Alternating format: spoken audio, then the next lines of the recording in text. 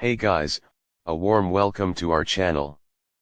Today we're checking out the Miele Blizzard CX1 Cat and Dog Bagless Canister Vacuum, model number SKCE0 Cat and Dog, a premium German-engineered vacuum designed for powerful deep cleaning, especially in homes with pets. This vacuum features Vortex technology with a 1200W motor, delivering strong suction power that separates fine dust and debris efficiently for consistent performance on both carpets and hard floors.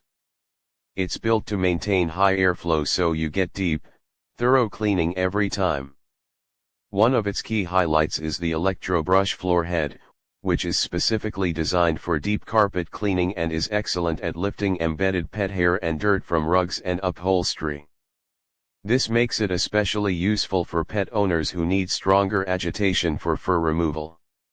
The vacuum also comes with a HEPA lifetime filter, which helps capture fine dust and allergens while maintaining strong air hygiene. This is a big advantage for households with allergies or pets, as it helps keep the air cleaner during and after vacuuming.